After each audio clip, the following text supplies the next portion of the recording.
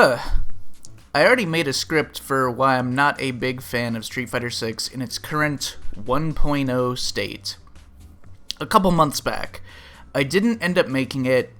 Time passed, new discourse, new insights into the game. I added more and more to my script, not really re-editing it until it became like a 20-page novel with no real cohesion, and it was too exhausting to go back and reorganize. Now that Street Fighter 6 whining has exploded in a big way online, I feel like this is the correct time to explain in great detail and nuance why exactly I don't enjoy it. Now, online, people subtweet argue about if the game is good or not, and you wind up with a bunch of arguments that are difficult to find in real conversations, but nevertheless exist on people's perceptions of the overall grapevine. People complain about this or that thing from SF6, other people see those complaints, maybe see some other takes about SF6 being bad, and then they start counter-arguing, not to those people, but in their own threads about why SF6 is good, and then you end up with very few people actually talking about it with each other, yet a lot is being said by different people in their own threads. So the point is, I have my opinion, it is what it is, I feel how I feel. You can think and feel however you want, but if you've got something you want to say it to me. Don't subtweet, don't talk about the boogeyman of some vague collection of SF6 haters on your own disconnected threads without the context of what I actually think. Now, regardless of how I explain it, the point is that I don't enjoy the game. That comes first. That is the first point. The explanation for why I don't enjoy it comes afterwards. I play the game. I don't have fun. I then try to figure out why I'm not having fun, and I can make observations for why I'm not having fun, but the original point is that I'm not enjoying the game. It's not like I was enjoying the game, but then I decided that perfect parries are stupid and I suddenly stopped liking it? No. The point is, my experience with the game is largely negative while I'm playing it, which is not something that you can, argue me out of. You can't disprove the fact that I am not having fun. That is a fact, okay? So just understand that, right? I'm not going to suddenly be having the time of my life because you think that you found some sort of flaw in my logic for what I'm attempting to break down here. That kind of stuff is just unproductive in general. You can't chastise people out of their feelings. You can't fucking gripe people into enjoying the game, and not everyone voicing their feelings is trying to chastise you from yours. Some people are. I'm not. Not everyone is.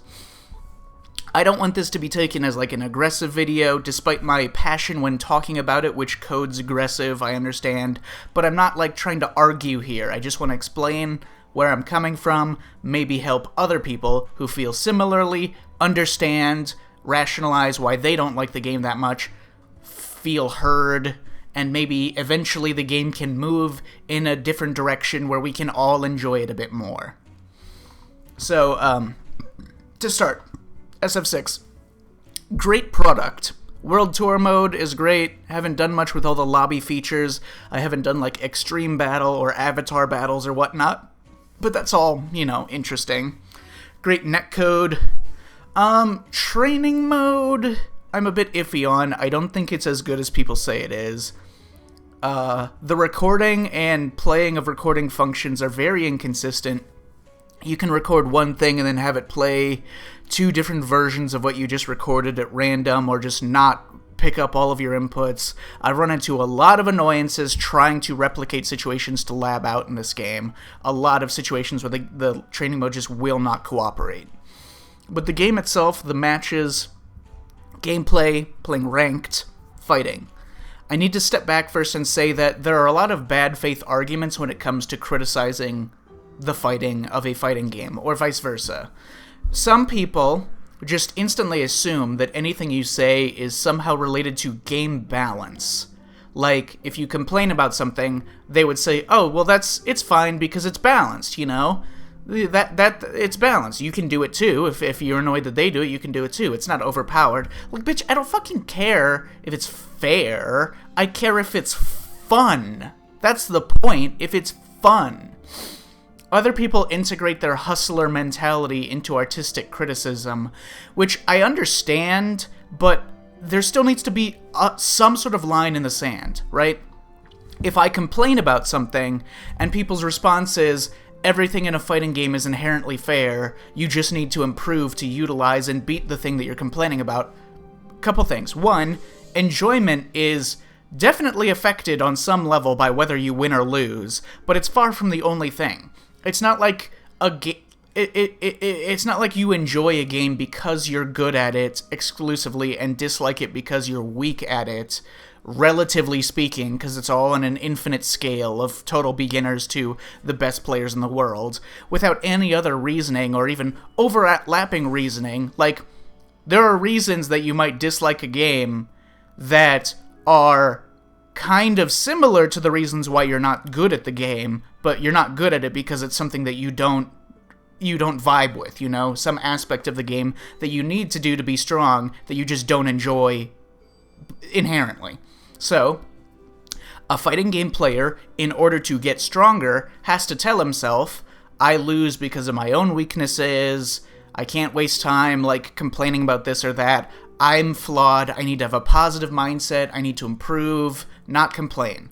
But at a certain point, people have to be allowed to criticize a video game. It's a video game. Are we just going to pretend like all fighting games ever made are perfect and above criticism, and that they're all equally good and equally fun to play? That's stupid. I shouldn't have to have people assuming that because I don't find the gameplay loop fun, that I must be bad at it, or that I don't understand it, or taking it to an extreme that only the top 0.1% of players in skill level are allowed to have an opinion on it, despite it being theoretically a competitive game for people of any level. If the highest level players can enjoy playing each other, shouldn't weaker players of equal skill level enjoy playing each other too, if the game is actually fun? I'm not saying that I'm a weak player. I'm definitely not strong. I'm like a weak master rank in this game, so pretty much the bottom of the people who know what they're doing, kind of. Competition is supposed to be fun at any level if the game is fun. That's my point. Now, in my case, most of my FGC friends in real life have moved on. Alright, people that I used to play Street Fighter with, they don't play the games anymore. So, I don't have any training partners per se, I only really have like strangers in lobbies, which I don't do very much, or shitty ranked match players, which is not great. My point is that the experience of playing the game's feedback, and the things that you do as the player, and the things that the game asks of you to be competitive, are not very fun to me. So, getting into the things that I don't like and don't like in video games. I should clarify also that sometimes when I complain about things, there's another bad faith, stupid counter-argument that people like to say where, oh, that's in every fighting game. Like, if I or anyone else says that throw loops in this game are too oppressive, like too overtuned, and that the corner throw loop situation is like a bit too fucked up and unfun, people say, oh, guessing is in every fighting game, there's no difference, which is such a fucking dipshit response, man. Like saying red and green are the same because they're both colors. Fuck you. Every game has specifics and details on how it functions, what the variables are. Everything is always on a spectrum. So, games, the guessing is there, but it's not too bad and doesn't feel like fucking asshole, and then some games it feels like asshole. Also, my legitimate response to that, in some cases, is that there are things that I don't like in most fighting games. You say, oh, this exists in most fighting games? I complain about most fighting games. A lot of fighting games, like, take for example, someone can fight and spend resources and spend their effort and put their talents and their reads and clutch plays into managing to push the opponent into the corner without losing too much health in the process, and then lose it all instantly because the opponent did something that side switches, like a lazy jump over, some side switching tool, and now all the effort you've put in to get them there has been for nothing, and has in fact been turned on you now that you're in the corner and you're in the terrible situation. I don't like that. I don't think that makes sense in most or any fighting games. I don't like any fighting game that has that, I don't like it in. I don't see how one decision, one guess, one moment of, like, hesitation or mistake or something can make everything that you've done up to this point rendered pointless. I don't see why you can make a lot of guesses and a lot of important knowledge and skill-based actions to get to a superior position, a superior situation, and then a single lazy shit-stain option can reverse everything on you and turn everything you just earned into an opposite. I don't think that makes logical sense. Is it fair? Well, theoretically, yeah. I mean, anything that they can do, you can do as well. Is it fair in terms of rewarding the player who exhibited more skill and more good decision-making throughout an entire match? Maybe not. A lot of fighting games are not a chessboard. They are more akin to a Mario Party board, where any advantage that you have could be robbed from you in an instant and render all past actions in a match pointless. So, do I love the genre of fighting games? I want to like them, aspects of them are fun, but no, I think a lot of fighting games and a lot of fighting game trends have some real fucking fundamental problems. A chessboard is where every action has consequences and establishes exactly what can and cannot happen. In a fighting game, what can and cannot happen is based very specifically on the exact moment that you are in. It isn't based on all actions taken up to this point. It's 90% based on the situation you are in at this very fucking frame, which sometimes leaves you probably completely fucked over. You can't lose 70... If you're playing chess, you can't lose 70% of your pieces, but then just suddenly get a good situation and then fucking throw loop them to death and win. That doesn't happen. So, first thing to understand about me and what I like, I am a boring fuck. I am a fucking boring player. I played Falk in SF5, my sub was Balrog. I like a lot of different archetypes in fighting games, I'm only good at some of them. I like Shotos, not great at them. I like grapplers, I'm not great at them, because I'm not bold enough with the decision making that you need to use them. I love dash punches. Falk really, like, exemplifies all of the tools that make it comfortable for me in a fighting game. Boring ass fucking play, slow pace, good pokes, control space with low damaging pokes, and then high damaging combos to punish people who are overstepping and being too aggressive. Sometimes I don't like, if I pick like a zoning character that's deliberately low damage, then, you know, I like the control and neutral, but then if the opponent cuts through that with more risky play and I don't have the damage to back up punishing the risky play, I don't like that. So Falk is exactly what is comfortable for me.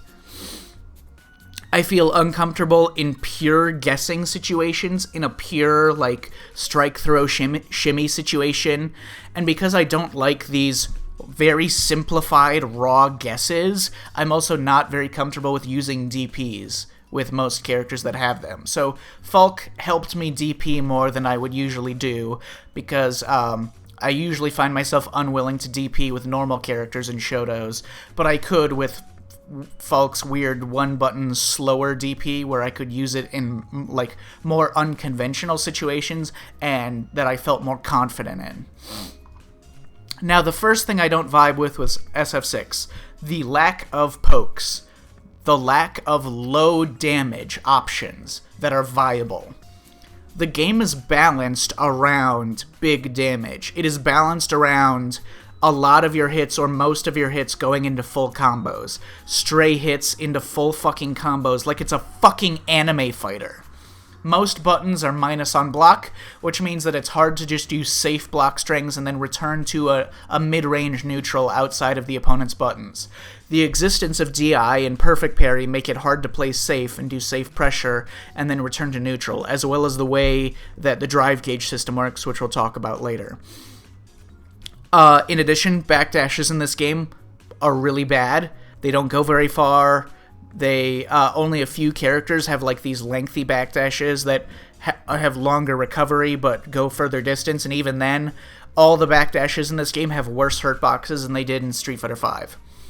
And the risky run of trying to walk backwards in mid-range or backdash and get clipped by a button is that half the time it happens, you eat a low forward into drive rush, into a full combo, often doing, a fair amount of damage, more than it would have done in Street Fighter V, often carrying you an absurd distance to the corner. In SF5, sure, there were lows that could be single hit confirmed for a few strong characters, but that was a focus. They had to look for that, be sure of that, confirm it, and even then, most of those, not including like Karen, were just a single hit confirm into one special for a knockdown. Like Ken, low forward, heavy DP. Not a full combo. Just one button, confirm into a special, now we're back to playing the video game. We don't have to wait for one of those fucking anime combos to be done. Most buttons are minus on block in this game. And most importantly, most buttons have very little pushback in this game on block. Which means that when combined with backdashes, not pulling your hurtbox back very far, very quickly, and not going very far, it means that anytime that you engage, you're now stuck in this close range, unlike in Street Fighter V, where you could do your longer pokes, and they had much more pushback, which meant that you were back to a footsie's mid-range.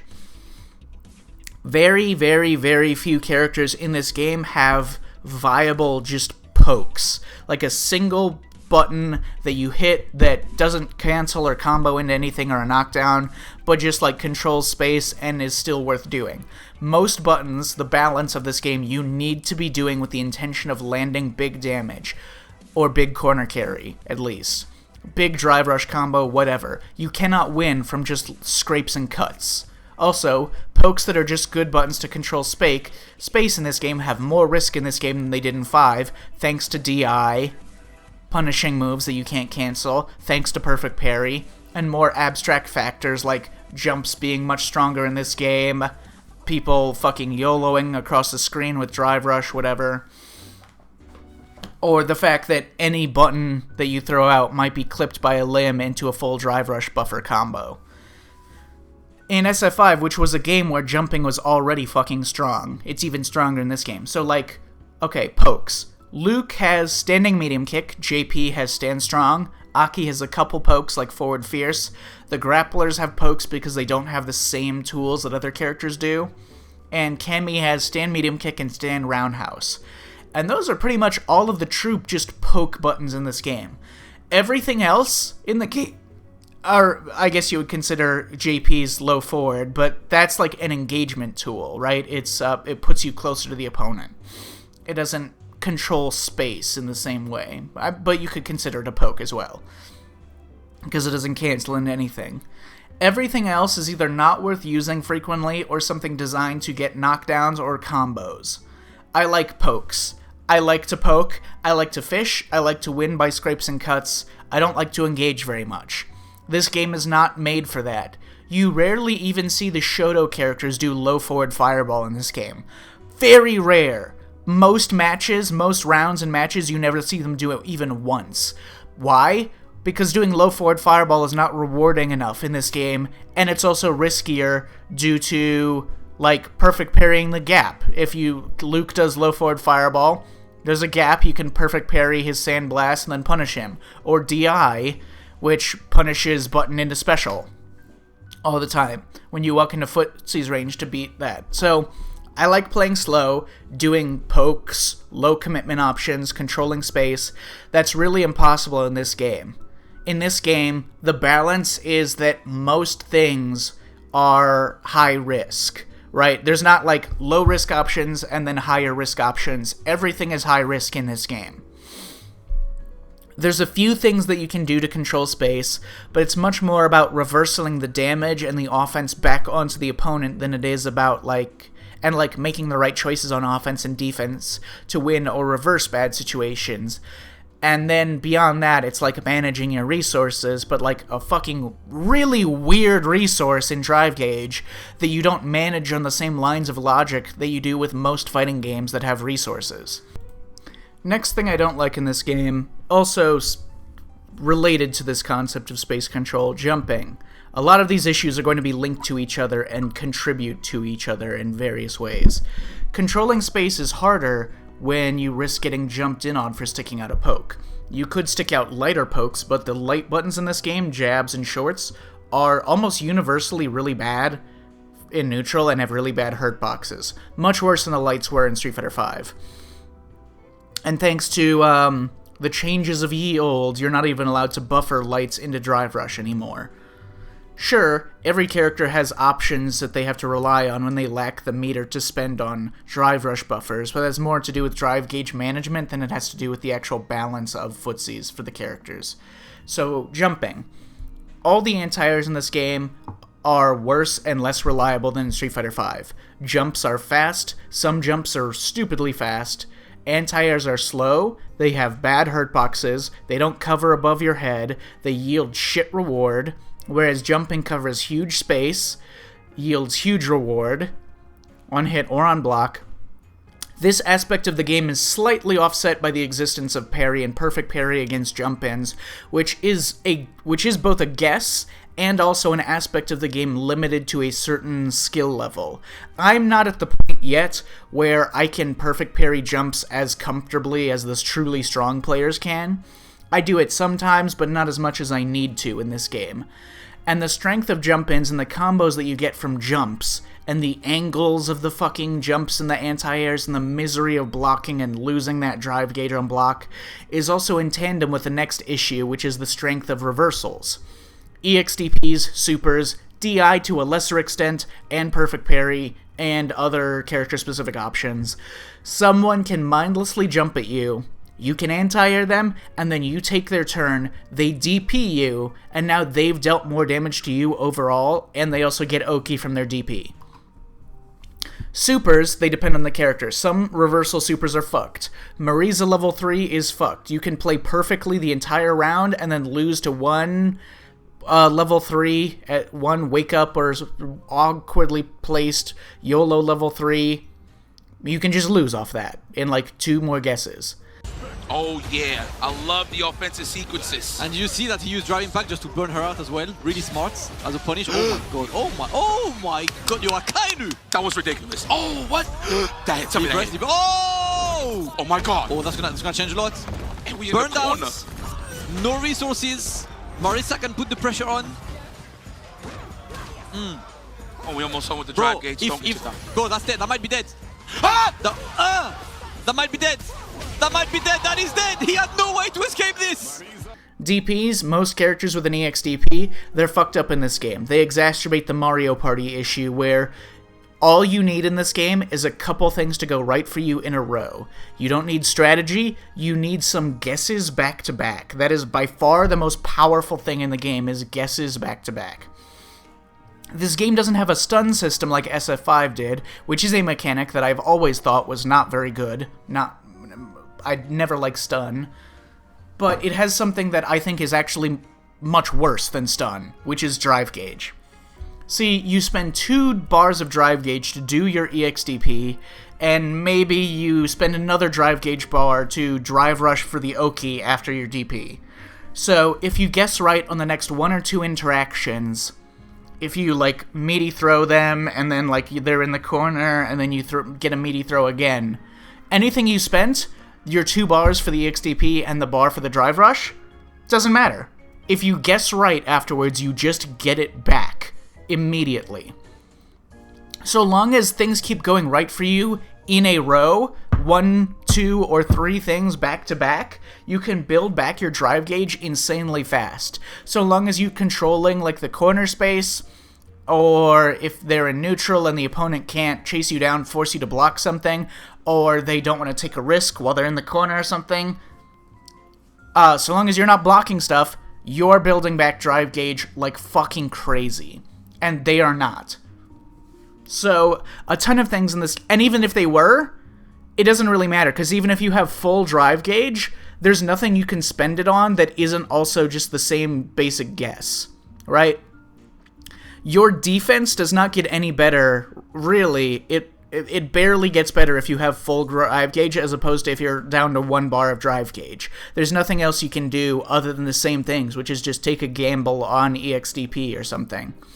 So a ton of things in this game have a theoretical cost. EXDP into Drive Rush for the Oki might cost you. If you do a meaty and then get perfect parried and you get back thrown into the corner, you lose a bar for the punish counter for the back throw. Now you're down 4 bars, the 3 that you spent plus the punish counter, and then maybe you block some shit in the corner. Now you're in real trouble. But if you landed the hit and you just build back all your drive gauge in moments, literally just moments. So the drive gauge system is almost completely theoretical. When you spend, are you actually spending anything? Will it matter at all? Who knows? It's only theoretical. It's not real. You're not really spending anything. You're just applying theoretical risk. The most optimal way to play is to spend a lot on things that will reward you very heavily, very quickly, and then guess correctly in your Oki afterwards so that you build it all back. So anything in neutral, any interaction, all the actual threat is just pushed down the line to a later interaction.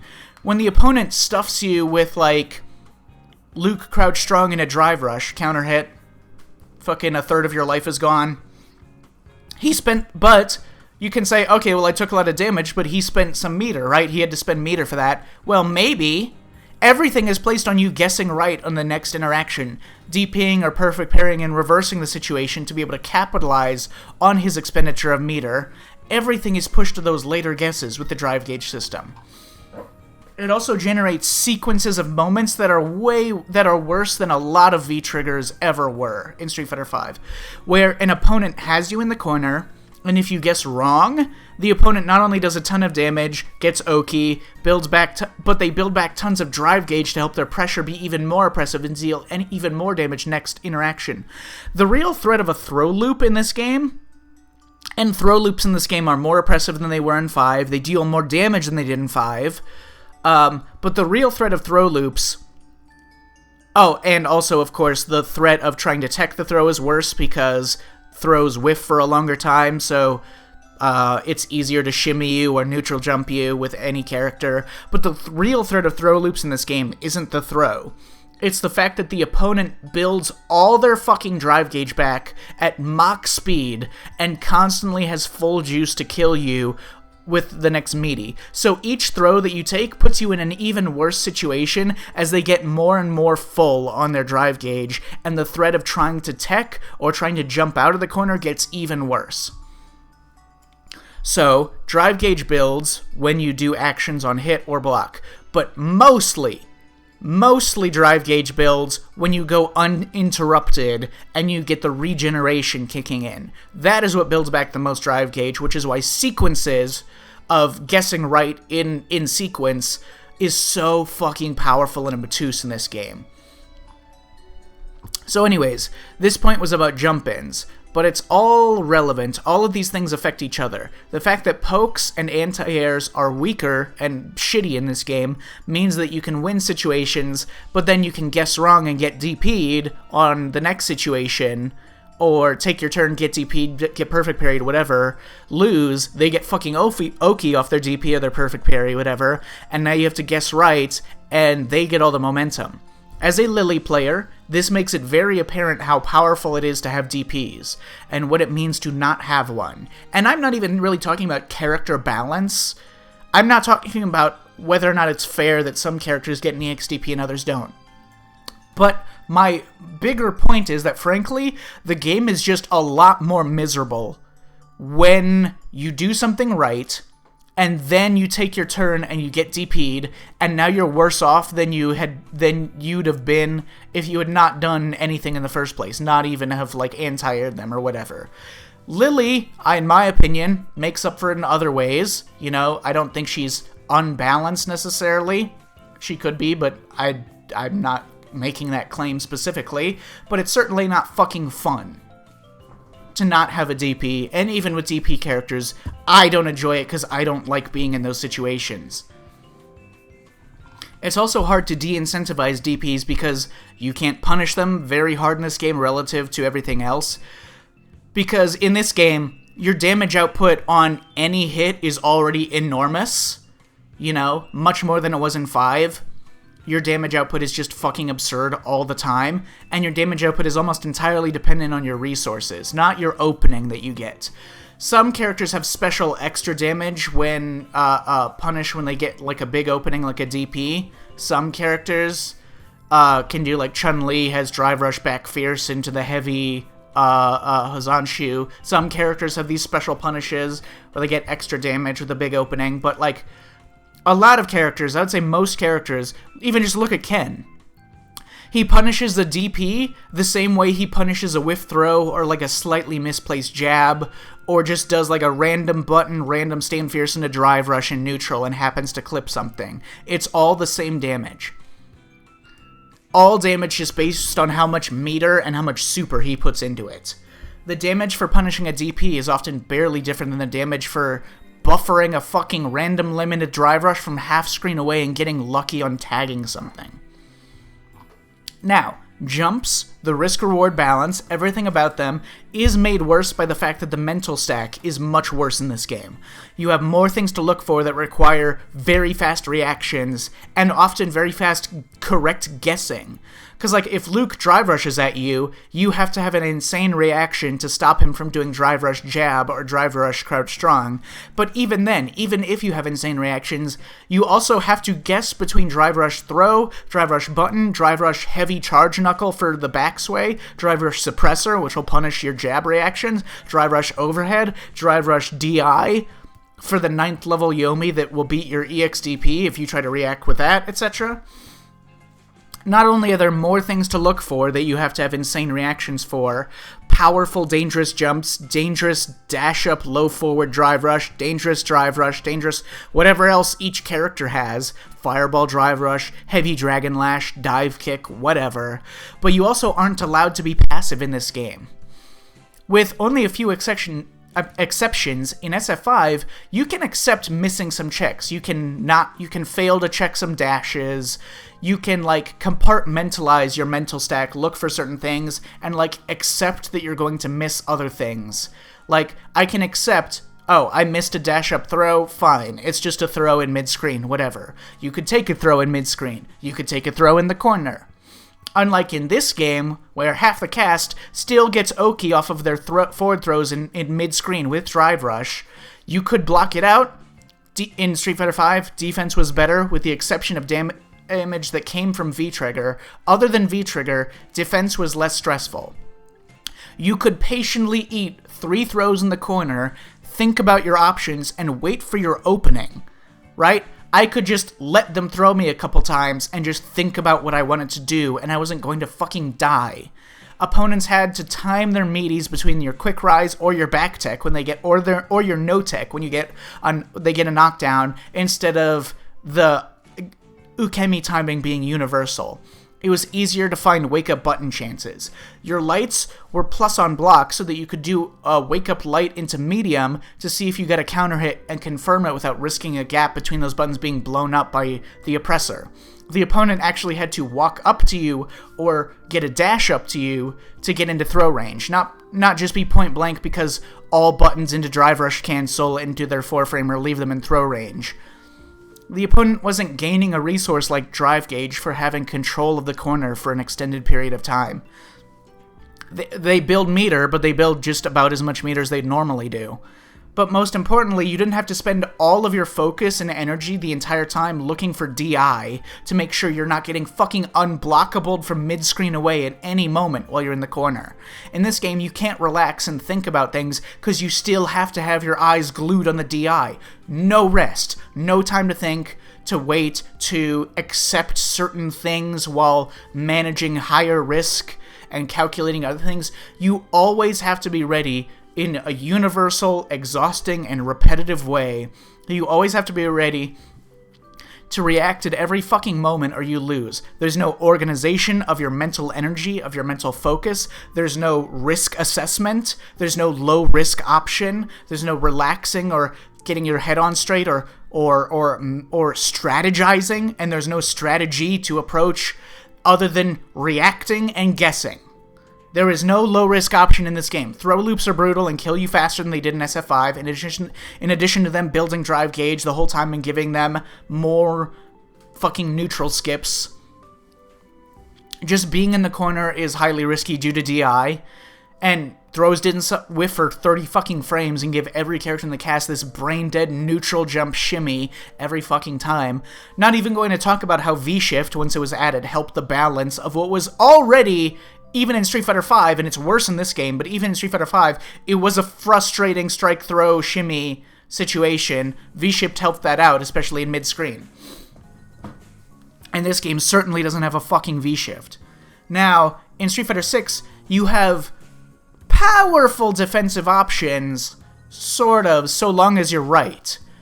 You don't have things that actually make it easier to defend. You just have things that allow you to do more damage to the opponent if you're right. The actual raw guessing is fucking brutal, but if you guess correctly, you can reverse everything in an instant. If you backdash a throw, you can fucking punish counter or jab or back throw them. If you jump and they throw, you can just get out of the corner. If you perfect parry any button that they ever do, you can back throw them, steal a bar, and get Oki, whatever. And I hate this. This is just Mario Party to me. This is just Mario Party gameplay. I hate how easy it is to find a gap to jump out of the corner if you get lucky, or to fish for perfect parries and suddenly reverse the situation, or how powerful, like I already mentioned, EXDP is, because you get Oki off of it, and if you guess right on your Oki afterwards, and it doesn't matter because even in mid-screen, taking the throw doesn't help. I hate that I feel like there's no right answer when I won neutral and I earned a knockdown through a real action, like a real deliberate action, like a real anti-air, a real reaction to them doing something, a real whiff punish, whatever. And then I'm terrified that if I pick an option and they YOLO out and guess correctly, that I'm not only going to miss my opportunity to do the only thing that is reliable in this game, which is high damage offense, but I'm also going to get fucked by whatever they do. I hate that defense is just the worst fucking thing in the world, and that your only option are feast or famine things that will kill you if you're wrong, but completely reverse everything if you're right. I hate that every choice is feast or famine. I hate that as the person on offense and the person on defense. I hate that so often you can be robbed of things you legitimately worked for simply because the defensive options are so feast or famine. I hate that you also have to abuse this bullshit yourself to be competitive in this game. Let's see. I think the drive gauge system is nonsense. Not only in how the regen mechanic affects the offensive sequences and, like, the theoretical threat, but, okay, I'm a numbers guy, okay? When I was in school, my yonder days, I was really fucking good at, like, math and stuff. I'm a strategy guy. My main asset is having a very scientific and intuitive understanding of game mechanics and how to organize them to one's advantage. I will raise my hand and be honest. I don't fucking know how to strategize the drive gauge system. The problem is, it is deeply complex, but it's also influenced by things that you cannot plan for. You can do, for example, you can do round start drive rush, low forward drive rush with Ken. You spend 4 bars. If they blocked it, now you can try for a strike throw. Let's say you throw, they get thrown. Okay, you build a little bit of gauge back. You're now down like 3.5 bars. Maybe you can do some meterless Oki, go for a poke or like a meaty fireball or something. Now, what does it mean that you're down to half of your meter after you landed your throw? Does the damage you got from the throw matter? The conditioning? The mental gain? The information gain?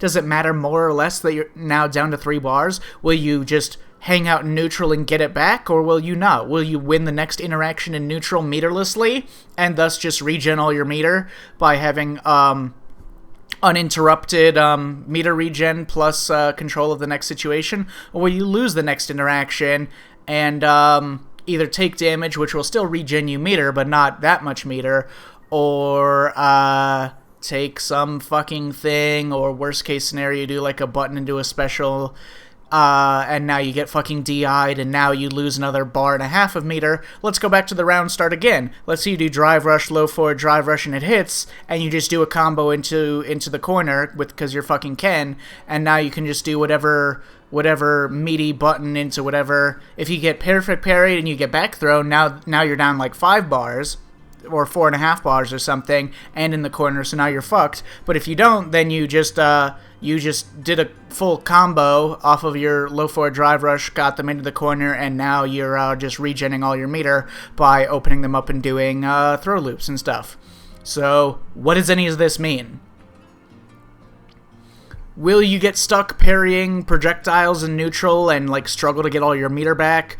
Even then, will it matter? Do you need the drive gauge to come back to win the next real like neutral interaction or gain a meaningful reward from the next interaction? Some openings only come from drive gauge. Some openings are completely meterless. If you get a jump in, you get some poke, like some target combo or something to land, maybe a button special to knockdown or a sweep whiff punish or something. Now your gauge is coming back and you haven't had to spend anything to get that hit and you're fine, you can do offense again. Or maybe the opponent smothered you and now you're down to 3 bars, or maybe they tried to smother you but you guessed right and you interrupted and stopped them, and now you're fine and your bars are all coming back because you're in control and you're hitting the opponent. And it's not just about getting burnt out or near burnt out that affects your play. Just not having 5 or 6 bars available to just dump damage when you land hits will drastically alter your effectiveness of how hard you hit off of certain openings in a match. And tons of those drive gauge interactions, like even just accidentally blocking one thing so it halts your regen in neutral, could mean the difference between you trouncing your opponent and you playing a really close game with your opponent. The problem with trying to strategize around drive gauge is that it gets affected by very minute details, like if you regular parry or perfect parry a fireball, or if you hit like a opening that gives you like a long combo or a short combo.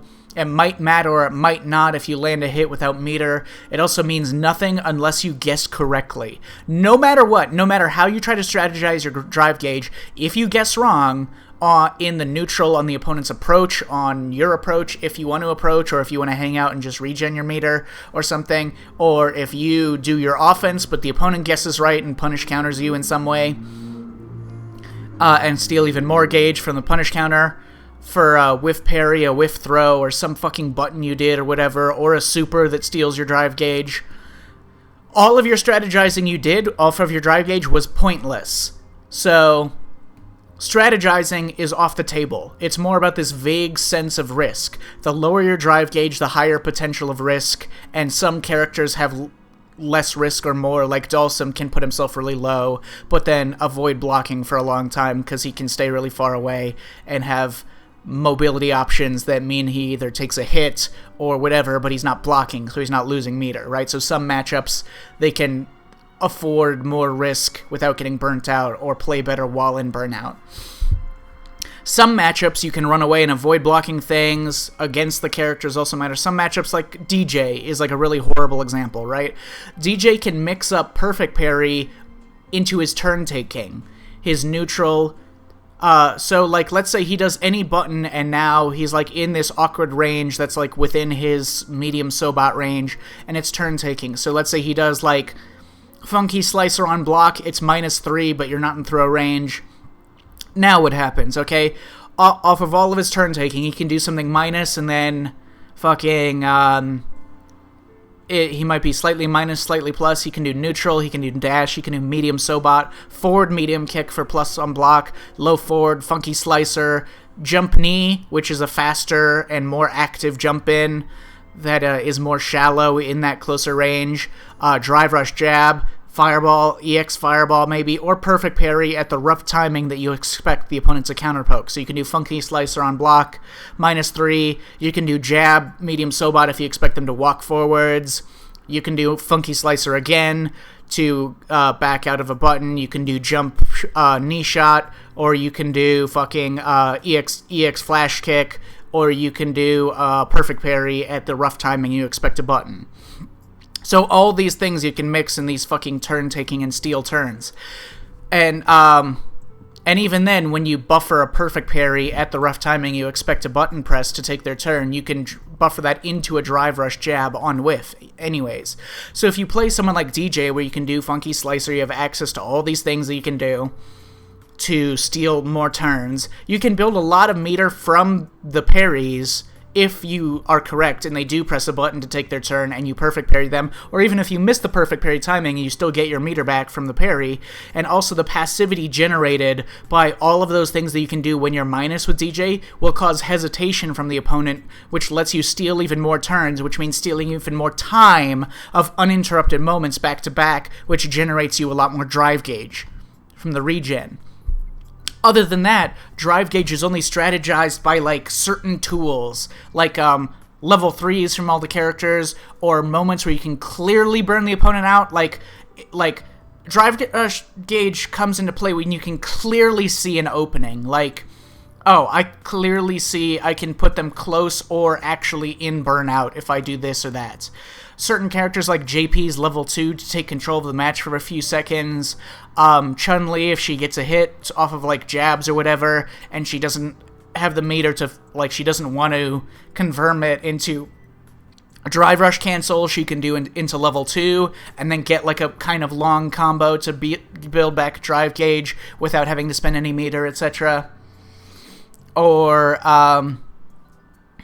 and then there's combos that deal tons of drive gauge damage, like JP's level 2 DI combos, where you just steal like 5 bars.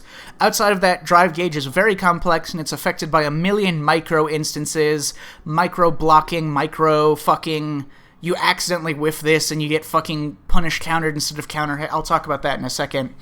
Throughout a whole match, because most of those weren't planned by either player. They just kind of happen, because the complexities are too reliant on guessing correctly, on unknowable circumstances, on chaotic interactions, on unpredictable, short-term future events. I would wager to say that an overwhelming number of matches end up being decided in key moments by the drive gauge system, but in ways that neither player could strategize for or explain how those situations arose in the first place. You find yourself amidst the chaos of all the things that influence the drive gauge. You find yourself amidst the chaos in a situation where, oh, the opponent's down to 2 bars, you happen to guess right on a pure guess, like, okay situation, you got a perfect parry, now burning him out is a real possibility. Now there's a strategy. How did you get him to this situation? Well, mostly by sheer chance and things that you didn't influence. Some of them planned, some of them happy accidents that happened to chip away at his drive gauge, like you whiffed some poke that happened to get a punish counter on some button, on some jab that he whiffed, and it stopped his regen and took a little bit of his gauge away, and then maybe some of the spending was on his own purpose. Maybe some of his spending was a mistake, like maybe he accidentally hit this button into a drive gauge cancel, but he didn't have time to think about his decision, and maybe he didn't actually want to spend that much, or he didn't look at his drive gauge before he did it, and then he regretted his decision. Maybe expecting other events to play out, but somehow led to this situation where now you can capitalize on his low drive gauge and you have an opportunity to get a major advantage or to kill him. You didn't put him there. You didn't execute a plan or a strategy to get him there.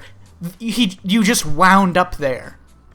You did not strategize in a way that got him into a position where you could burn him out. The infinitely complex series of both of your choices of guesses, deliberate, accidental, calculated, instinctive, regrettable, led to the situation. You did not manage your resources. Managing your resources is making intelligent, knowledgeable decisions about what is willing. You took advantage only in the last moments once you realized that the chaos of all of these incalculable factors happened to provide you with a more clear, tactile, short-term strategy. This not only makes it very hard to strategize around drive gauge and how to use it, and not only does it become extremely frustrating to constantly come back to the same answer, that none of your strategy matters at all unless you guess right. On offense, on defense, in the turn-taking, close-range, neutral interactions. But it also makes learning from your replays harder, because so many of the situations involving the drive gauge come about not because of something that you did or conjured of some sort of strategy. They happen to overspend, they happen to guess wrong in a way that got them punish counter, and they lost even more gauge they didn't want to. So many of your wins are because the opponents made choices that happened to vaguely lead them eventually to an undesirable drive gauge situation. And not only is it hard for you to strategize around the drive gauge system, but you can see when your opponent tries and wound up failing. And you win, not because you baited bad decision-making from him, but because it's just fucking impossible to know when spending is smart or not, to always make calculated decisions in the heat of the moment with all the things you have to constantly react to, and things that can steal your drive gauge if you're sleeping or if you're too active. And he wound up shitting himself, which isn't helpful information, and doesn't help you learn how to be a better player, or how he made bad decisions that would eventually wound up shitting himself, or how to replicate that in future matches. Not only that, because of the musical chairs Mario Party aspect of the game, so much of the match is theoretical that it is very difficult to learn from your decision-making in a match. You look at a match that you won, and it's because you happen to get a perfect parry in the corner and then back throw them, and then hit them, and they guess wrong 2 times and died, or like they tried to escape the corner a couple times and they kept losing drive gauge on block or whatever, or like you corner them or you jump over them but then they DP you out of the corner, but you still got out of the corner, but then they drive rush for Oki, so like you try to back throw them, but then you EXDP them after that interaction, and now they're in the corner. It's just fucking musical chairs of back and forth getting robbed of your situation. So if you look at the infinite theoreticals of what could have happened if this decision was made instead of this decision over and over, what would have happened to the situation, what would have happened to the drive gauge, so many times you spend drive gauge and there's no consequence because you wind up in situations where you just build it back.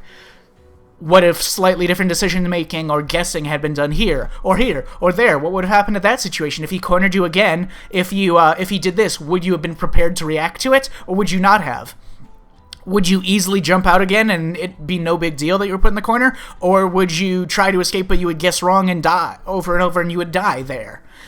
Life leads are very meaningless in this game. Offense when you guess right is so potent, and there's so few options that are truly low risk, and because meter and super are disconnected, that players will always wind up having a level 3 available to deal some huge fucking half-health combo. It's not about what you've done so far in a round or the current situation. Until you die, you are one good interaction away from having the momentum and chance to slaughter them in like 4 throws and or 2 combos. I always say that in fighting games, there are a couple ways that you can win and infinite ways that you can lose. And in this game, so much worse. So much worse. There are so many ways to lose. You don't check that DI, needless damage and threat. You don't block the weirdly timed drive rush overhead, you're dead. You hit a delay jab at the wrong time and you eat a fucking punish counter that steals almost a full bar and half your fucking health, you're dead. You're fucked. Anyways, moving on from that point, which is something I dislike in fighting games, I just don't love the feel of the game. I don't love playing it, hitting the buttons, moving, walking, labbing. I just don't love the hands-on experience, honestly. I think the inputs in this game are shitty, but that's probably maybe a minor point all in all. I don't know. I think the inputs are really quite bad. I don't know if I can really explain why. In SF5, I like the feel of walking, of walk blocking, because, I mean, blocking wasn't like the worst thing in the world in 5. Dashing, I like backdashing, I like whiff punishing. I don't as much in this game. Backdashing is obvious because backdashing is shit and feels like shit in this game. But as for walking and hitting buttons, I don't know. It's partly just the game feel. It's partly how your sense of space gets eroded by the existence of drive rush and buttons into drive rush. I also think that the punish counter, like sound effect and like overall effect feedback is just something that I don't like, and it takes me away from like the clean satisfaction of getting a whiff punish in games that I feel good playing. For the record, my favorite game feel in any fighting game is Virtua Fighter 5. Drive rush, both in neutral and off of buttons, kills your sense of space, for me, at least to some extent. Like, not only do I no longer feel like I control the space directly in front of me with my buttons, but it also feels boring and lazy. I don't like how drive rush like whitewashes everything and reduces all sense of spatial nuance. Like microspacing doesn't matter anymore. It's all just these big fucking things. Every character, neutral, is button drive rush. Combos are button drive rush. I don't like how drive rush is fucking everything. It's always the same combo. Half the cast just do the same fucking combo. You throw it a low forward from a mile away or right in front of the opponent. You can literally do it same button, point blank, or like a mile away. It doesn't change what you do, and it doesn't change your combo. You just buffer it into drive rush. You do the same fucking buttons, the same sequence, the same combo, the same boring thing over and over. Only a handful of characters in this game actually care about where they drive rush cancel because their drive rush is shittier. Like Honda, he can't just do like stand medium punch or something, drive rush into jab, and then be point blank in the same way that... But most of the cast, Ken, Luke, Chun-Li, Jamie, JP, fucking everyone, button drive rush, and now no matter where you were in footsies, the situation is completely blank slated into the same fucking situation of being like +2 or 3 or whatever. Point blank, strike throw, or if it was unhit, same combo regardless of spacing. Fuck off. Combos are fucking boring. And annoyingly, character-specific tools are often less damage than just drive rush button over and over with every fucking character. Only, like, JP has combos that are truly his own, that are mostly based on special moves. Most of the cast just does drive rush button, whatever, for their damage. Drive rush removes all nuance of spacing by putting you in the exact same position every time he uses it. In neutral, it just deletes half of the screen into a plus on block button.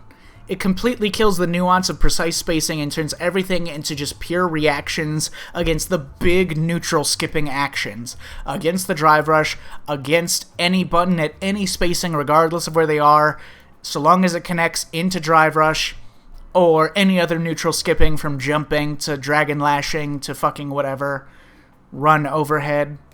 Just these big actions. My easiest master rank that I got was Luke on my PS5 account, and he and Ken and all of them are just so boring, man. You just do the same shit over and over. You just do like drive rush, fireball, button, drive rush, always the same optimal combo off of half of your fucking hits regardless of your spacings or timings or on counter hit or anything. The same stressful, annoying guesses on offense or on defense, doing boring throw loops and then boring combos, confirmed off of boring button into drive rush that is, again, just doesn't care about any level of nuance or spacing. Then half of the match is just making decisions and then reacting to shit as best as you can. It's repetitive, it's frustrating, and it's boring. It's very boring. Do you know how fucking boring it is to be put in the corner by Ken off of any hit and then deal with the exact same throw loop and meaty buttons, the same fucking looking for DI, look for the jump, look for the run overhead, look for the dragon lash? They all play the same. They all do the same shit. I'm not fighting a player, I am fighting things that are built into the game. Like, your couple of blatant fucking autopilot tools that just play the game for you. I'm fighting things that are built into the game. DI, Dragon Lash, Jump, Drive Rush Jab, Drive Rush Throw, Run Overhead, Low Forward, Drive Rush Cancel, Stand Fierce, Drive Rush Cancel, Jinrai. They all use the same fucking things in the same way, and it's just a boring mini-game of trying to react to the new player who just fucking rotates and just alternates the same subset of the exact same shit. And I just have to react to the reactable stuff and whatever, and guess on the guess stuff, and it's just boring. Look, I'm a very boring, safe, generally respectful player. I'm not fucking running to cross that finish line, man. I just like hanging out. That's simply what I enjoy. The faster things happen, the less fulfilling they feel. If I just run my mix, if I just run my options and then my opponent just happens to guess wrong and die, it's not fun for me. I don't feel like I learned or grew or enjoyed myself. I don't feel any pride in my play. I just feel like, that's that. They died. They tried to do something and died. I feel like I'm just holding out a sword and then they just fall onto it. I also never have any idea how good my opponent is or how ready or not they will be to deal with all of the reactable shit, which I'm uncomfortable doing because the game is like built around mental stack and just abusing shit that you can react to, but you can't always be prepared for. So I'd probably be a lot stronger as a player if I just did more DI in the corner and I went for the unblockable wall splats, but I just don't feel very comfortable doing that.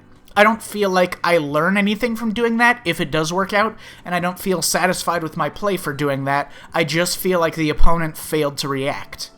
They weren't prepared. So all the other high-risk, high-reward options in the corner I hate doing because I hate taking high-risk, high-reward actions, especially when I already have very little confidence in very simplistic guesses on offense or defense. I would try for deliver perfect parries more often if I could. I'm not great at them all the time. Like, if I could just have my mental stack be on parry and perfect parry, DI, and perfect parry whatever else, I might hate it a little bit less. I'm closer to being a mid-level player than a high-level player, and my ability can't just magically increase because I want it to. I can't magically will myself into having a broader mental stack and being able to be better at predicting the opponent's moment-to-moment guesses and choices. Mostly, like I said earlier, I just don't like making these kinds of obnoxious feast or famine choices all the time. So my reluctance to jump out of the corner more often or reversal DP more often is my biggest hurdle to my theoretical strength in this game as a competitor. There are some things you can practice and train to get better at, but there's some things that you can't really. Skills so fundamental, like your mental stack. There's no way to do some sort of just training exercise and then see the results of your skills improving, right? And if it even did, I still don't feel like I'm winning in this game, because winning is either reacting to the same shit that I do for another 100 fucking matches, I react to 20 times in a single match, it gets repetitive and boring, or guessing in the same simple guessing situation, and that's also fucking boring. In SF5, there was gimmicky stuff that I would lose to, I would get frustrated by, but generally you could lab like the simple flowcharts and make it less difficult to deal with. Train yourself for that specific gimmick of that flowcharty type of player for that character. But in this, all the situations are kind of the same situation. All the situations are the same. React to jump, react to DI, react to DR in your face, react to forward dash. All the situations are the same situation. There's nothing to lab for most things that you lose to, because most characters do the same shit. Generally speaking, they all do drive rush button, they all do whatever. Most players do the same shit. You can't, train yourself, I played a guy that only jumps, dashes, DIs, and DRs. I lost to them, I better lab that. Now I've labbed it. Now I'm stronger. Now I can beat them. That's not just some gimmicky flowchart player. That flowchart is the entire game. Those are the main options in the game. Most characters and most players do the exact same rotation of a couple of options, plus maybe 1 or 2 or 3 character-specific options on top of that. And you can't just practice the situation and then just get good enough at it to deal with it all the time and never lose to it again.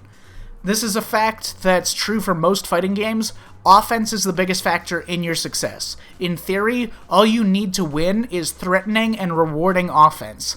If the opponent never returns to neutral, all you need is one knockdown and strong offense. I can accept this, but it still doesn't come naturally to me. I'm not criticizing the need for fighting games to reward the aggressor. It's just not how I like to play. I'm not comfortable with playing it psychologically. Those aggressive choices don't come automatically to me. Offense is also frequently the simplest and most boring, most bland aspect of a fighting game, which is what makes it the #1 tool to separate yourself from the mediocre players. If you fight someone who does really random choices that don't make sense, it's hard to predict them in neutral. You have to read them correctly, but it's hard to read weirdos that make weird choices. And if you're not strapped in and able to react perfectly to every single reactable fake thing that they do in rapid fire throughout a match, it can be daunting. The actual way that you beat these players in most fighting games isn't to actually unpack their gimmicks and have such control and consistency in your play and your defense that you can react to everything and stop every fake gimmick and whatever. It's more about just being able to react 3 or 4 times in a match and then having strong, oppressive offense afterwards that you just murder them before they can do it again. which leads to another of my actual criticisms of SF6 and a lot of other fighting games. First to two, I think that having ranked be a first to two is a fucking nightmarishly horrific concept. It literally provides you with nothing. Like, just actually nothing. One, it encourages scrubby play because you're not playing to improve long-term or playing to have a larger win rating against an opponent over a long set. You're just trying to get a first to two. You'll fight players that are seriously and respectfully and carefully doing whatever and then lose, know that it's only a first to two, and then play like a nut job the next game to try to just steal a quick win back. The absolute best players in the world are, you know, like, the most talented ones are able to mentally make adjustments in a shorter time span. The weaker you are as a player, especially mentally in a focus and mental stack and stuff, there's a lot of skills that go into a fighting game, and one of those skills is your ability, the delay on how quickly your brain starts to adjust to something. So a first to two is just not enough time to even the odds and get used to punishing all the scrubby flowcharty shit that you know, certain players constantly do. If my opponent is hitting me with some dumb shit, especially in this game where the damage is absurd, a first to two isn't even long enough for me to mentally register what's happening, enough to be able to get my muscle memory and scenario recognition to learn anything from it. First to two encourages shit reckless play, rewards stuff that shouldn't work long term, it means nothing, doesn't provide an avenue for significant growth in a particular matchup against a particular gimmick, and it's just in a particular style, and it's just an unfun annoyance most of the time. I ask every fucking sane opponent I fight to do custom room matches after every rank set. I've only ever gotten like maybe 4 people to play with me since the game came out. Wouldn't you know it, but when I did room matches with a Guile player, I lost in rank 2. We played for another 25 games, I learned more situational recognition in the matchup that I was playing Honda at that time. Muscle memory that I've gotten from any of the fucking piece of shit first to two rank sets against Guiles since the game came out. Ran into the same dude again and on playing ranked 2 days later, beat him 2-0. Easy. And I've never lost to a Guile since then with Honda.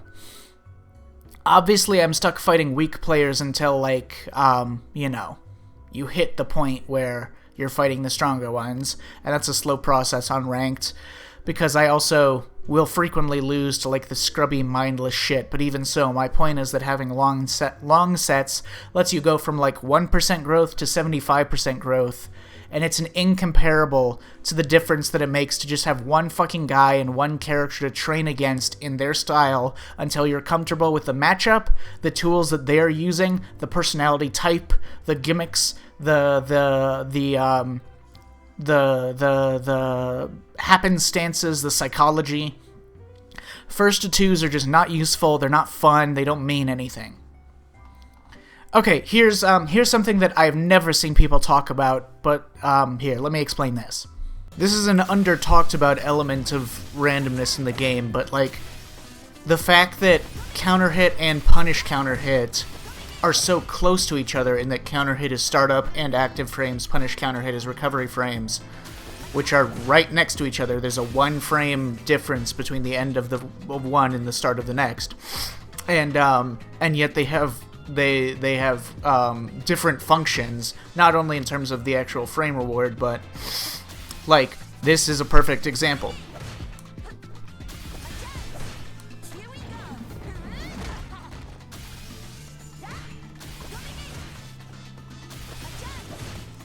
If I drive rush and do this, and then command grab, counter hit, look at his drive gauge, right? Blocking this takes off half a bar.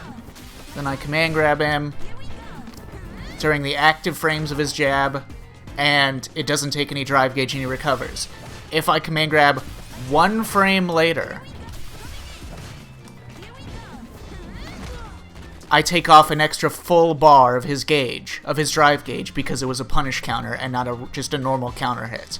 For no functional difference in my decision making, it's just like a 1 frame difference in an interaction can mean the difference between counter hit and punish counter, which can mean the difference between an entire gauge of bar. for the person who got hit. Just random.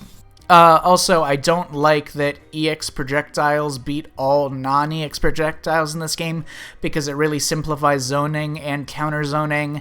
You don't get any like Urian versus Guile matchups like in 5 where they have to use their options to generate more projectile durability and hits and manage their resources. It's just in this game, EX beats all non-EX. If they both use EX, which doesn't happen very often at the same time, it clashes. Yeah, universal system mechanics make the game more balanced. Woo! It also makes the cast boring as fuck. It's also fucking boring to lab this game. I hate when people say that just because it has Drive Rush, the game must have, like, some great level of player expression and infinite options to delve into the lab. Like, fuck off. I'm a lab guy. This game does not have that much fucking tech. Having super strong options in a fighting game just means the game revolves around abusing those options in the most oppressive way possible. It just means that everyone is doing the same optimal combos and with a high degree of consistency. You can do button DR, then tick throw. That's already the strongest outcome. You've literally skipped all of neutral. Button into drive rush, into jab. You skipped neutral. You're done. You can now do things that open your opponents up. Yeah, you can do DR into any button or special, but every other option is obviously a waste compared to just skipping neutral, so that's all people use it for. How many fucking Ken or Kemi or Jury players do you see that play meaningfully differently from each other? Because there's so little nuance to neutral or offense, because the game is almost entirely determined by these big actions: jumping, dashing, DR, DI, and then character-specific special moves. There's just very little to lab in the game, and very little to lab, and the nuances that you can lab are nowhere near as impactful to your actual level of success as just the broader, all-encompassing shit. Very little interesting tech to find.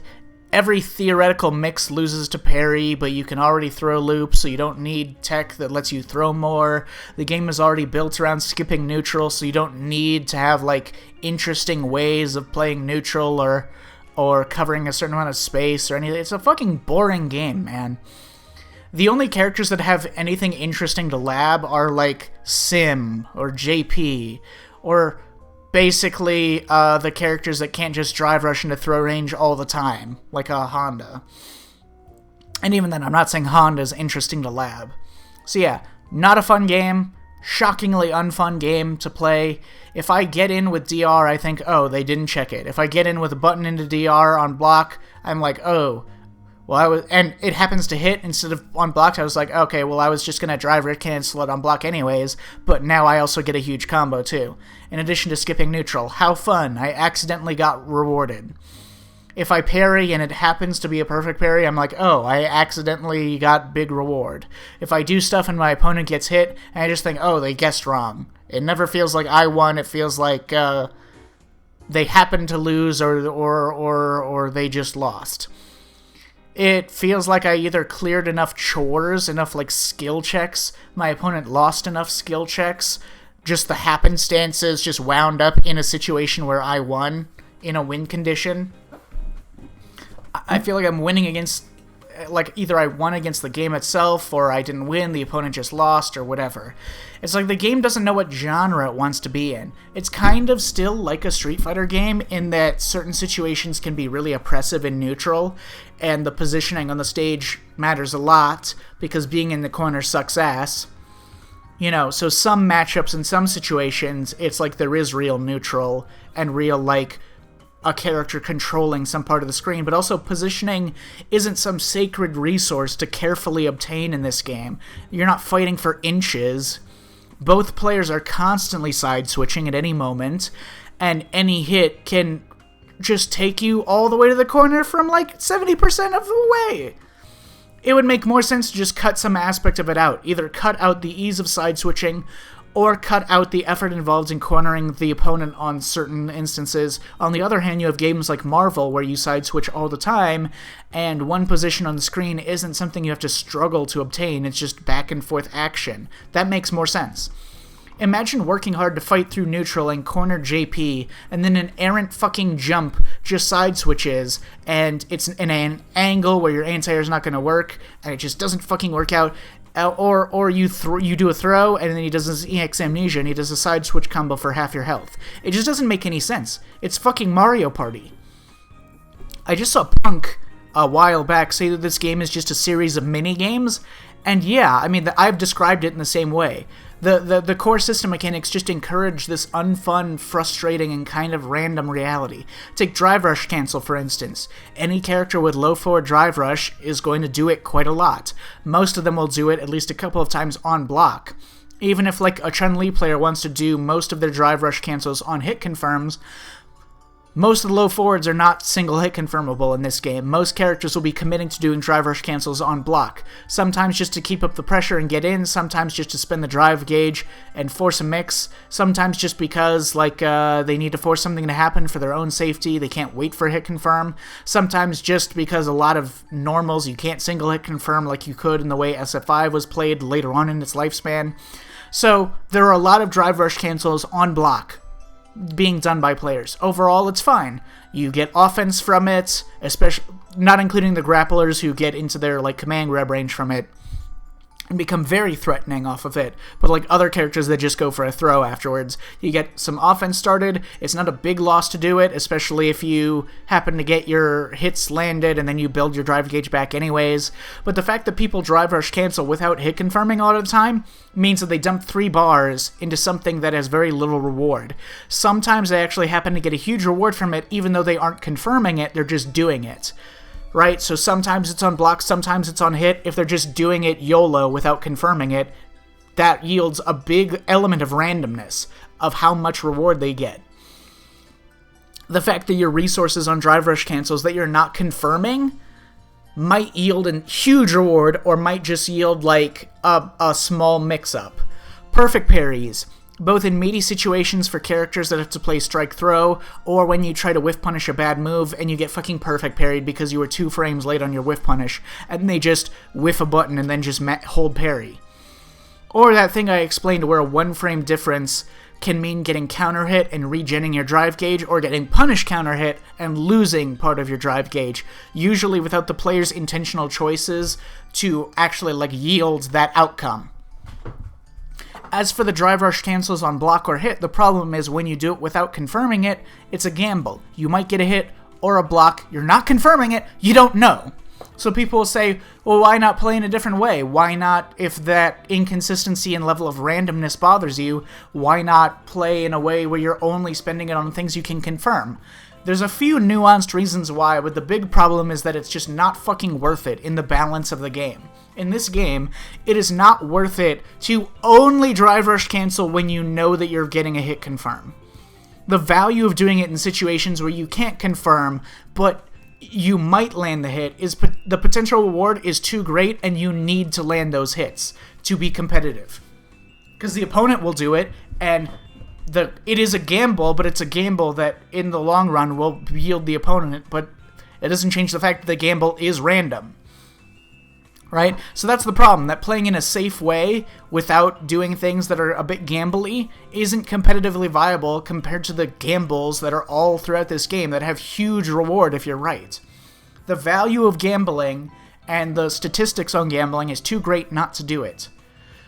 Some people are trying to figure out how to play this game in a less gambly way. Players like, fucking the winners finals like Chris Wong, Valmaster, whoever else trying to cut down on the gambles, do meaty fireballs and back off as their corner pressure, take less gambles in their offense or their neutral or meter management.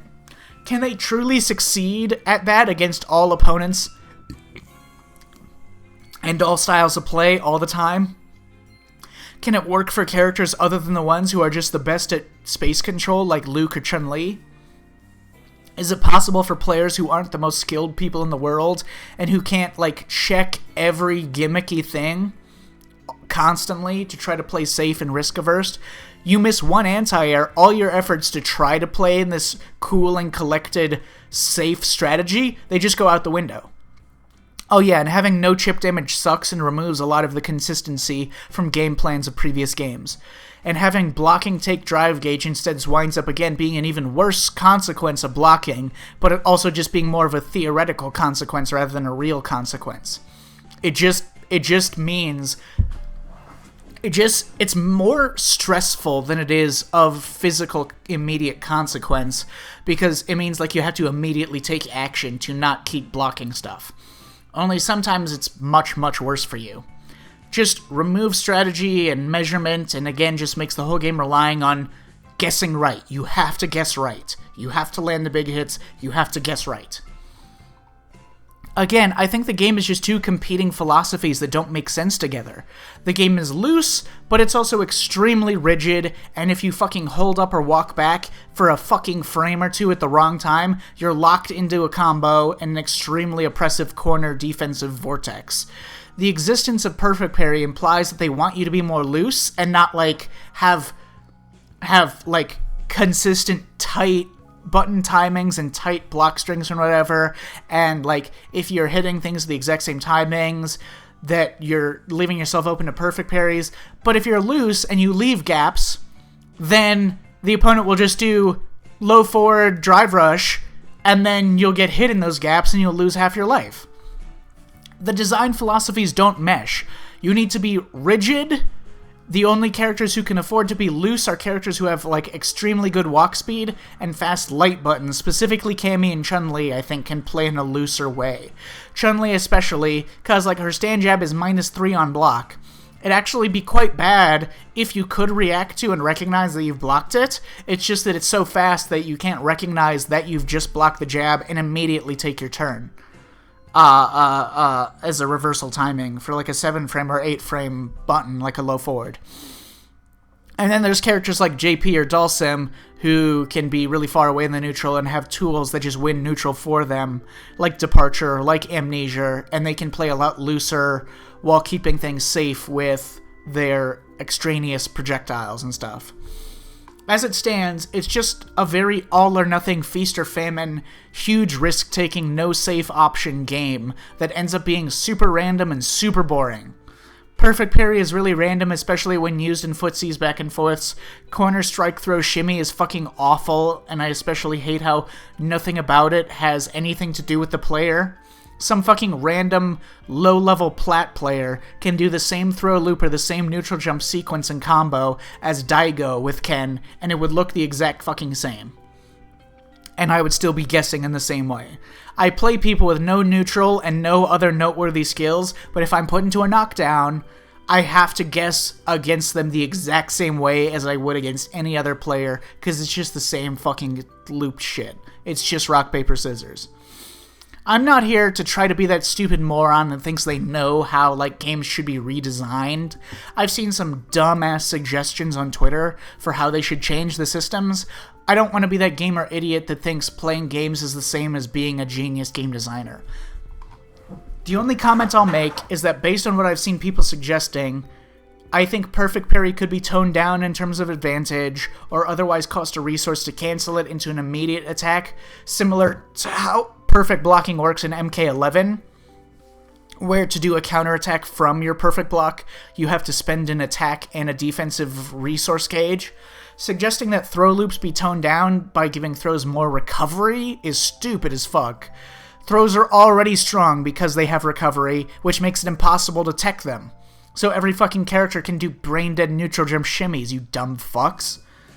It also wouldn't solve the shittiness of the guessing situation. You can already escape the corner if you jump a throw. You'll just take an uppercut for your troubles in the process. The problem is not the risk is the awfulness of the guessing loop, which is already a problem that makes the game really random and really fucking, feast or famine. Going for offense that you earn through winning neutral already carries more risk than it probably should to begin with. I could appreciate crouch teching coming back, or some more dynamic defensive tool like V-Shift, but, not exactly how V-Shift worked in 5. Part of the issue with making suggestions of what to change exactly is that if you ask me how I think things should work, I'll just describe how they worked in games that I liked better. Like, less shimmy damage and less throw damage, more corner control for the offense, but less risk of getting constantly opened up for the defense. Not as easy to side switch, but easier to tech throws and to turtle a little bit more. For the love of God, bring back real chip damage and not this fucking drive gauge shit. Chip damage makes so much more sense as a system than losing drive gauge, but a parry will gain your drive gauge, and a perfect parry will gain your drive gauge, and then the punish counter will take away their drive gauge, but it'll only theoretically yield any reward. But if you get thrown on your parry, you lose drive gauge because the punish counter is so fucking weird and stupid. So, yeah, I mean, as opposed to chip damage, which is just real fucking damage. Not theoretical future damage, just real damage that you can't possibly count on because of the randomness and YOLO-ness of how things play out on offense and defense. But yeah, if I said what I wanted some of these things to be like, I would just be describing a lot of them like, oh, we'll just make it more like 4 or 5 or other fighting games. And this game isn't supposed to be Street Fighter V, it's supposed to be 6, so maybe what they want to do is something different, which is fine, I guess. Maybe I just won't enjoy it ever, because they want to go in a direction that I think is fucking bad and stupid. I just wish whatever they were doing with this game was more fun. And I fucking hate when people look at, like, boring-ass rounds. Like, on Twitter just a couple days ago, or maybe a week ago from now, there was some round from, like, Tega, who played against this brain-dead autopilot Cammy, who did round start, EX hooligan throw, autopilot into, like, DI wall splat afterwards, go into the most boring flowchart possible, got hit once, hit back to neutral, instantly mashed heavy spin knuckle on wake up from full screen right on get up to get back in, got hit because it wasn't even anywhere near the opponent, he just did it, and he just presses buttons because he's brain dead, and he just does this mindless flowchart, and then got punished. Next wake up, mash super on wake up, gets blocked, and he died. 30-second round, less than 1 total second. 30 seconds of a round, less than 1 full second of neutral in the round. All combos, long-ass combos, fucking set play, and feast or famine back and forth wake-up options and Oki options. Then you have these fucking morons looking at it, claiming that all fighting games are like this. That's simply not fucking true. There are plenty of fighting games where more than 1 second of a match consisted of real neutral. All fighting games have combos, neutral, set play, offense, defense. That doesn't mean all fighting games are built exactly the same way and are completely equal as a result and balanced in the same fucking way. That's such a dipshit, simpleton fucking way of thinking of game design. Oh, no nuance. All fighting games have some guessing. All fighting games have Oki. Therefore, they're all the same, and there's no pointing out differences between them and how they're executed upon. So this piece of shit round and this fighting game full of piece of shit rounds is totally the standard, and it's the best we can hope for from the genre. I also hate that when people, like, they look at something really shitty and then you complain about it being shitty, and they're like, oh, well, no other fighting games are any better. How is that supposed to make me feel better about it? You're just admitting that the entire genre is terrible if you're saying that fighting games aren't any better than this shit. But, like, when it's round start autopilot to neutral skip, then the whole match is either one-sided or back and forth offense, defense, mashing, and set play looping. Some people get really defensive about it and argue that this shit is not boring and shitty. They're like, oh, it's not mindless guessing, it's reads. It's an art form, it's reads. And this argument doesn't change the fact that so many rounds play out identically to each other. I have played hundreds of rounds of this game exactly like this, where it's just looping set play until one of the players dies, where neutral is less than 2% of the rounds.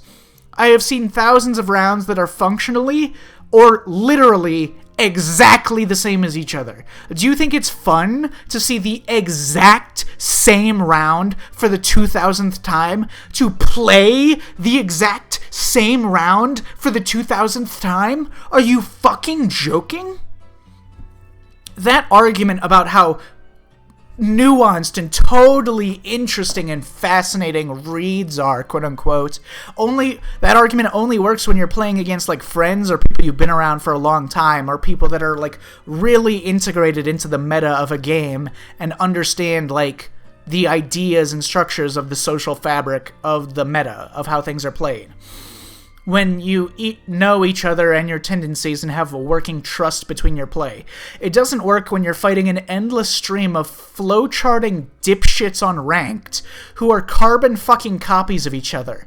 Yes, I can beat them. Yes, you can beat them. But no, it isn't fucking fun, and it's not interesting or fascinating, and there's not some fucking enriching psychology to the reads going on. Can we just stop pretending like watching the 2000th round of just looping Oki set play from a flowcharting fucking landing round start is interesting? You don't have to do damage control to the point where you sound like a fucking crazy person talking about how watching the most generic brain-dead autopilot cami in existence is somehow exciting or hype. You don't have to fucking be an idiot and a dumbass like that. You don't have to embarrass yourself like that. If you think these relatively simplistic guesses are so fucking interesting, go play rock, paper, scissors.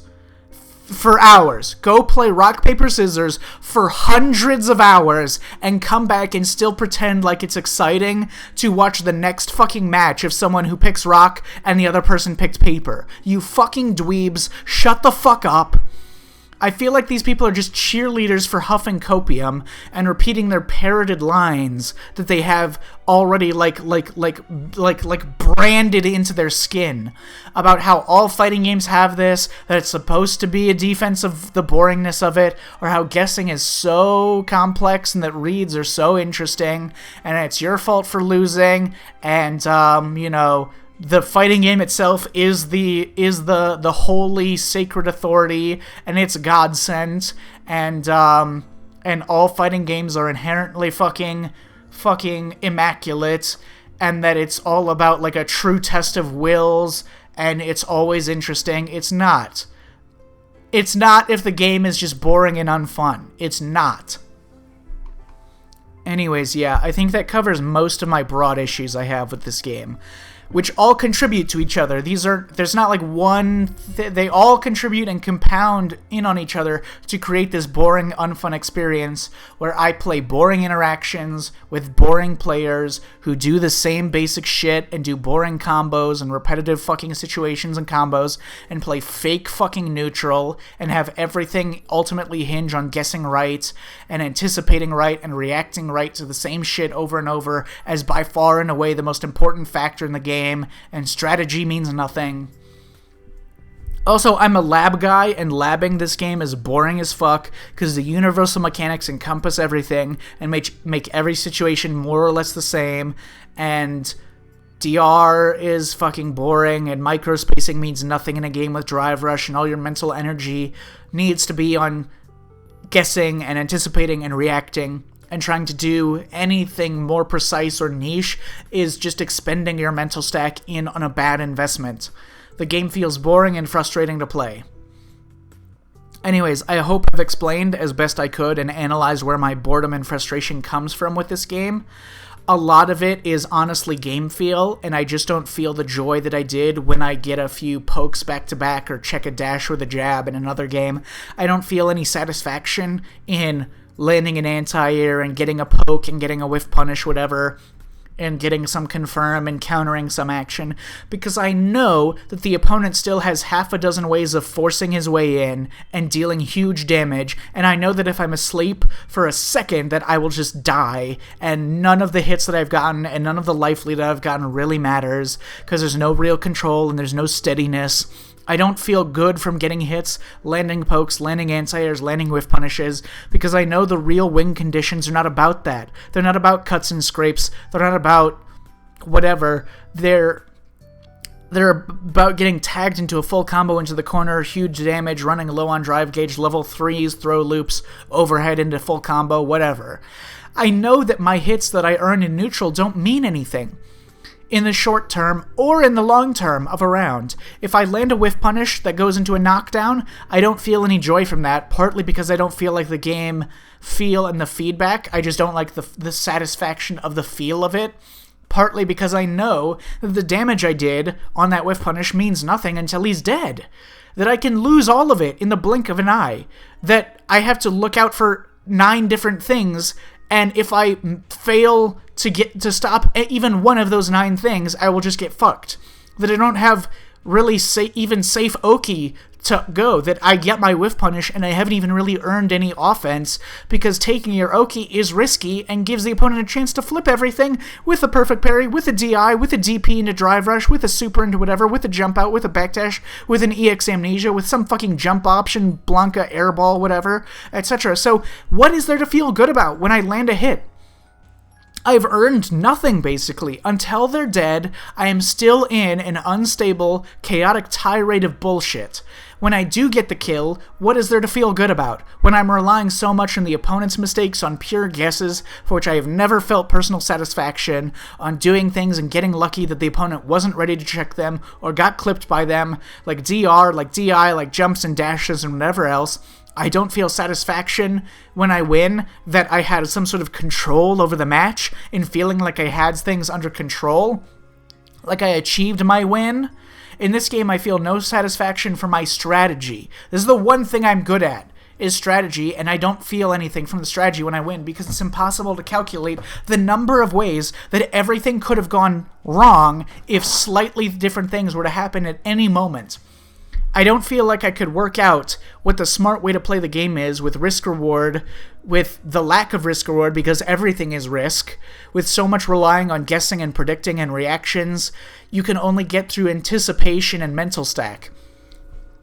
Any strategy I could come up with relies on a level of skill and ability that I cannot maintain at all times. I can't make sense of the game through a strategy that requires me to always be ready for every jump, every DI, every drive rush. So anything I do in the game always comes back to the same boring positions. The most important thing I need is a stronger mental stack, stronger instincts, stronger guesses, anticipations, and reactions. And so I could just mindlessly train myself at the same things over and over, and despite all my training and all my trying, it's still the weakest point, and still the point that needs to be shored up the most before focusing on anything else, like making a strategy that will just fall apart if I start guessing wrong or fail to react to some fucking thing that just constantly gets thrown at me. The same shit.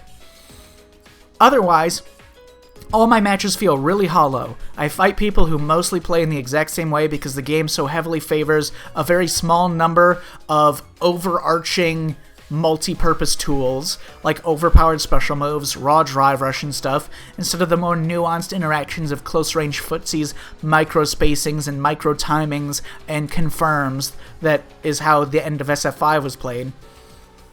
I fight them, I beat them, I feel nothing but exhaustion, at frustration at the things that went wrong or almost went wrong, at the complete lack of satisfaction in feeling like the match played out under any degree of control, or that my circumstances were tight or reliable, and like I wouldn't just lose to some fucking plat player if they had happened to tag me with a random normal drive rush combo to the corner and then I guess wrong like 2 or 3 times. I think that there's a few ways to win, too many ways to lose, and I think that I'm just getting lucky that opponents don't happen to do things that I'm not expecting or prepared for at that given moment. If I make some sort of mistake, if I just guess wrong, or the opponent accidentally wastes some drive gauge and defangs themselves, thus giving me an opening, whatever. Things bother me in every fighting game, so don't give me, oh, all fighting games have this problem bullshit. I didn't fucking say I love all fighting games or any fighting games 100%. This one, my point is that this one is just almost entirely a negative experience to play. That's about it. See ya.